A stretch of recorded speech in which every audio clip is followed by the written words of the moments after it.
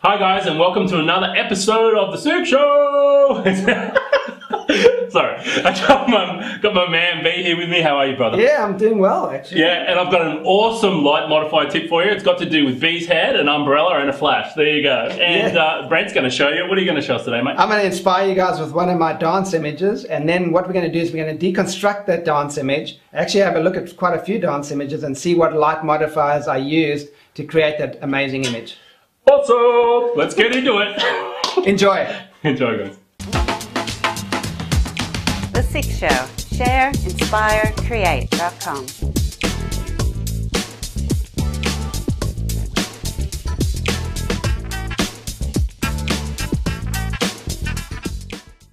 Share.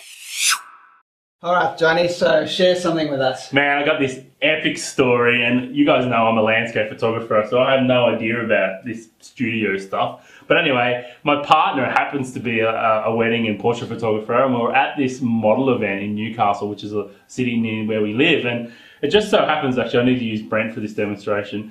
They were all, and what happens on a runway, which I had no idea, is the runway's here, and all the photographers want to stand at the end. Yeah. Because apparently that's the best spot. I've got no idea about this stuff, guys. Because they pose at the end. Yeah, they do this, and then they walk back, and they do these ones, and whatever they do. Anyway, there was this one photographer there with his big DSLR, and they're all got sort of on-camera flash, or, you know, they've got brackets where the flash is just offset like this.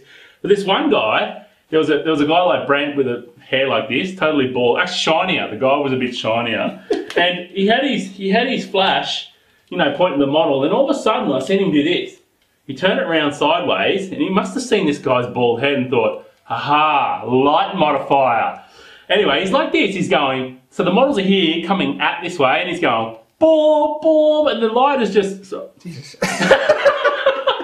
light is just bouncing off Brent's head, this bald guy's head, and lighting up the model. It was amazing. So it's bouncing off his head. So it was like, basically, he was using this guy's head, shiny, as a light modifier to shoot models. Oh, unbelievable. So I've got an extra tip. Okay. Hold that for me, Brent, now. I've got an extra tip. If you've got an umbrella and a ball guide, this is what you do, guys. So this is going to soften the light and also give you a bit more direction. So you've got the ball guy's head, okay? The model's coming at you this way with the camera.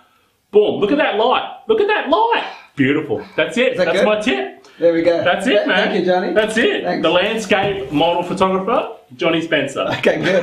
And and I don't think Johnny actually knows what my day rate is, so it actually might be easier just to go and buy a proper light modifier and use that. Yeah, I think it would be. So anyway, we're going to get into that next, I'm sure, and we've got our studio guru here. Lucky Brent knows about this stuff. Yeah. I don't know if I probably do. Yeah, I think I've you experimented do. with a few years. Yeah. Awesome. Inspire. All right, buddy, inspire us with one of your awesome studio images. All right, so the one that you guys are seeing in front of you right now is a dancer. I think her name is Sienna. Her name is Sienna, I believe, because I actually photographed again last night. Oh. And what we did here is it's a local dance company, a legwear dance company, and I do the photos for them every year. But this photo is actually to promote the concert at the end of the year, which is actually happening next week. So they have this really big at the shopping mall right now. It's a big, like a 6-foot poster. Wow. With the writing and everything below, and I'll actually put that on now so you can check it out. So what I did with this image was I wanted to use a special kind of lighting, which is called rim lighting. So basically lighting the dancer from the sides and not from the front. Right. And what does that do? Does that help define? Yeah, you can see her muscles. For me, it's just a personal choice, an artistic choice when it comes to photographing dancers especially. So I want to show, because they're in such good shape, I want to show their physique, the outline more than a flat lighting. When you're photographing a model, normally you have a big softbox right in front of them. Yeah, right. Or if I'm photographing you, I'll have the softbox over here right behind me. Right. So that your features are more flat. Okay. And it, it covers all imperfections in the skin, basically. Right. But with dancers, you want to actually show the opposite. You want to show their physique and their movement and their body language, basically. So what I did here was I photographed her with one light and a reflector. And if you guys notice, you'll probably see her back leg. It's got quite a lot of light on it because that's the closest to the actual light. Actually, if you look really close, you can tell which direction. I mean, I wasn't at this shoot. I can see the main light on that image is actually coming from the right side. And there's two reasons why I can see that. One, like you said, you can see a rim of light running down the legs, but on the floor you can see a slight shadow, really soft. So I think that gives away. It does give it away. And this is straight off the camera, guys. So this, I'm shooting RAW and JPEG, and this is the JPEG straight off the camera. So there's been no editing to this image. We'll show you the edited version because we actually darken the floor and make it look like she's flying. Really. She's not actually standing on the ground. So the model, we actually asked her to flick her head while she's doing this pose, kicking her leg up, and it's quite difficult to capture because you would only get one frame every time she does that, basically. One frame. So we had to do it quite a few times. and I just love the way her hair's moving back like that. There's like a wave of her hair. She's got a nice smile on her face. Her arms are up. You know, I haven't cut any of her body off really with the background. And that's pretty tough because I actually photographed her right here where we're standing now. Wow. So where the camera is, that's where I was. And this is where I photographed her. And you know what I love about this as well? You would never know. Like this is actually, guys, this isn't a big space in Brent's studio here. You know, it's actually a really smallish space. So the wall's basically here. Yeah. Just outside a shot, there's two walls. And the other one's just here. So it's pretty, you can see it's a small spot, but you can see you don't need much room to create awesome studio photography. How big is it? That's about 2 meters, 2.5 meters. Yeah, 2.5 meters in width. So not too much. So what's that? 6.5, 9 foot. I don't know. Anyway, like it's about a few feet and a couple of hands. Anyway, man, that's an awesome share, guys, and stick around because we're going to really break down the lighting setup. We're going to deconstruct this. That's what we're going to do. Yeah, thanks. Awesome. Create. All right, buddy, show me how you created these awesome images. No worries. So when I photograph these images, often I take a wide angle shot just in case someone wants to know how I did it. So I can create a lesson out of it or a SIC show or something. Or show Johnny how it's done. Show Johnny. He has no idea. Yes. So with this image, I photographed a couple others with Sienna dancing in the studio. I hope it's Sienna.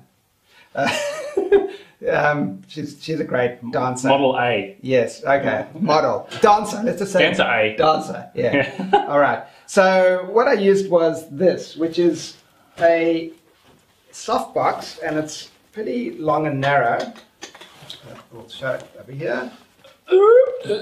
Yeah, that's great, man. Yeah, and it's got a grid on it. So. And what does the grid do, buddy? So it makes it directional. So it just means that the light flows out in one direction or shines out in one direction. It doesn't spread sideways like this. But I thought the narrow softbox would make it really directional anyway, and that just takes it even further, does it? It does, but if you look at a softbox and it doesn't have the grid on it, it's still this part over here or if you guys are looking at this part over here, will actually still shine in that direction. Okay, and the grid just makes it. The grid makes it really directional. Yeah, very directional. And that's what gives you that intense light, like on the model and nowhere else. So basically, the light doesn't spill out everywhere else. So that's what I'm doing. The reason I've got the softbox on here, this material, is to soften the light. So I want it soft and directional. Soft and directional. Yeah. Okay. So that's and just out of interest, you know, off the top of your head, what sort of money for a softbox like that? Is it? You know, I'm sure there's lots of varies, but could you get a cheap barrier to entry, like about $100-200? Yeah. Okay. Yeah. Actually, softboxes aren't that expensive. Yeah. It's the actual light, the strobe that's expensive. Okay. You know, the strobe, and then the softbox actually just fits on the front of this reflector. But you can get cheap strobe packages now too. Yeah. There's pretty low barrier to entry these days. It's not, you know, it's not just the pros that need the top quality gear. I mean, you can reproduce this stuff pretty cheaply. You can. And what we're actually lighting us right now with is probably cost me $200 for the 2 lights. I've actually got 2 lights there with umbrellas and diffusers on them, and you know, they're pretty cheap if you get them direct from China. Yeah.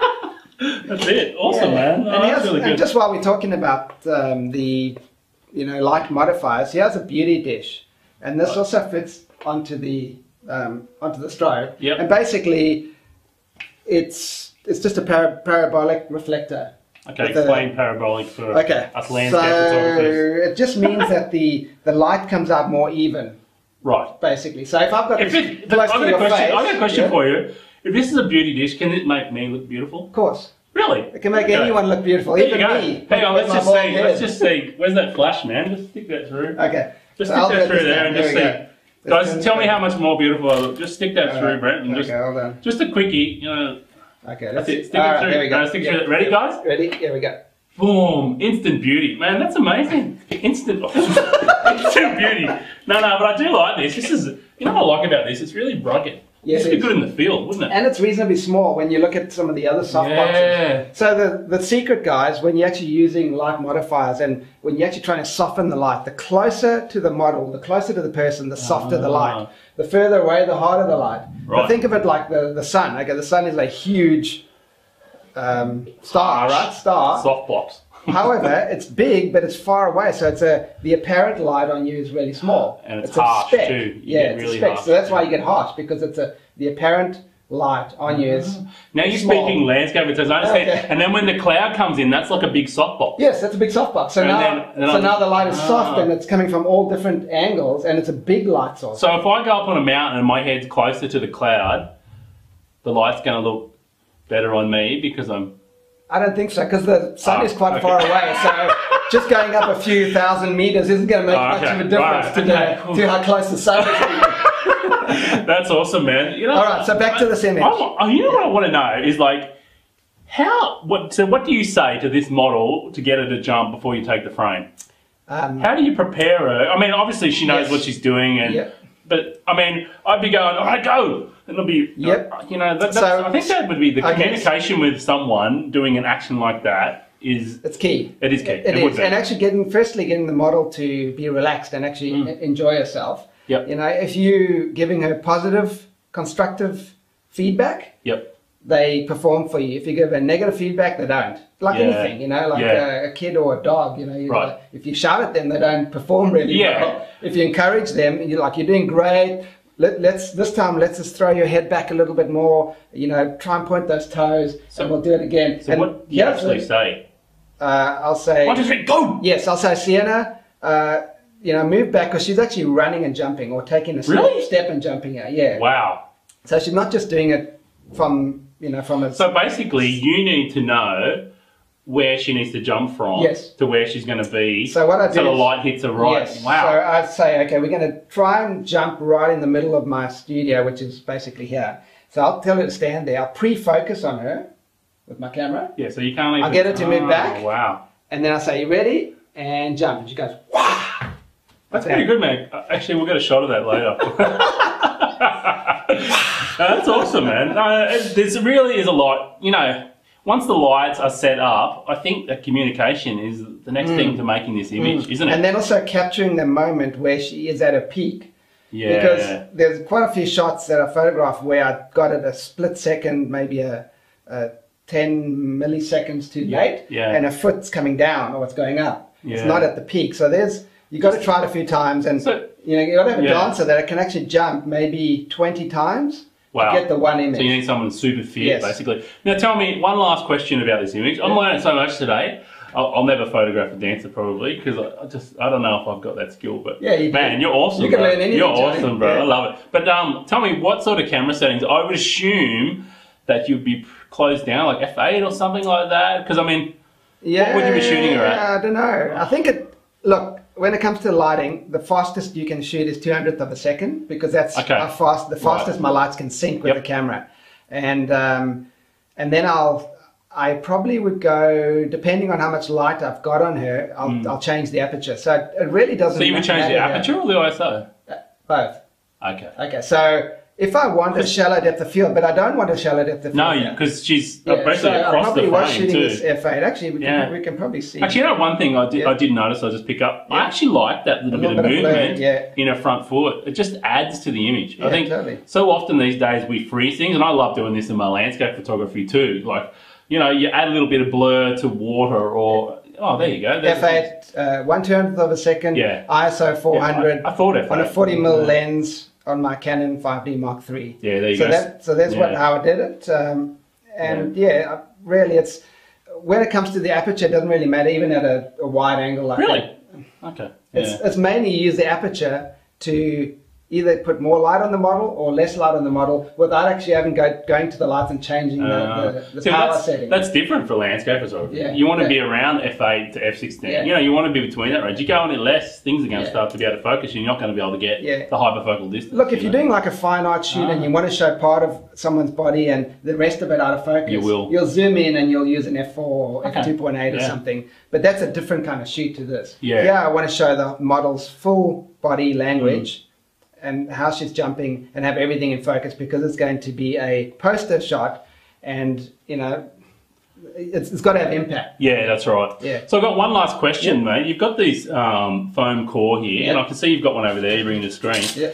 What a cheap way to build a big reflector on the other side. So basically, if you only had that one light, you can still do so much using this. Well, that's what I did. Yeah, I know. That's what I'm saying. And I reflected the light back. Guys, this is just styrofoam foam core, and just it's about 50 mil thick. And Brent's got some big sheets over there as well that he uses. Yeah. And I'll tell you what, it's just a cheap way to get that feel from the back, isn't it? At any stage. Definitely, and these are the size of a door. So let me see if I can bring one in here without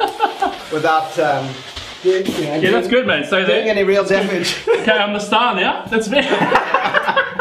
No. So basically, let's bring this up and show everyone. Yeah, it's huge. There we go. But there you go. And I'm sure you could get them from any hardware or hardware supply. Or well, I mean, we have Bunnings here in Australia, or I'm sure they've got Home Depot in the States or anywhere like that. I'm sure would sell something like that. So what I did with those, I actually went to a styrofoam place where they actually make these outdoor styrofoam things, like for decorative purposes. Right. And I got them to specially make those for me because the reason I got that size is that the biggest size I can fit into my van and I can transport it easily.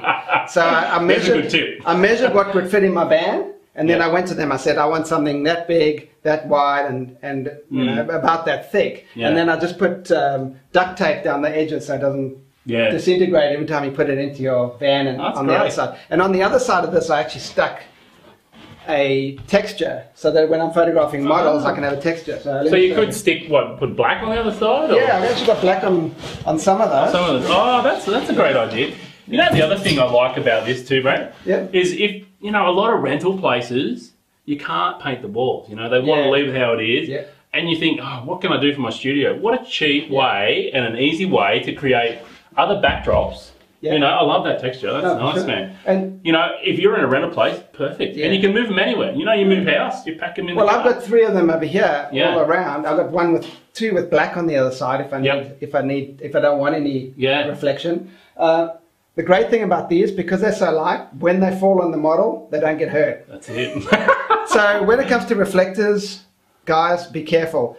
I've had other ones built out of wood, and you know, you get a gust of wind or something, and it can hurt someone. Yeah, especially if you're photographing babies and things. You want to have really light reflectors that, if they do fall over, which often they do, they don't actually hurt the model. So, and I always tell models, because often I put this up here and it might, you know, topple over on them, and I say it's good luck if a reflector falls on you. Yeah, that's awesome. And you know you're a good model.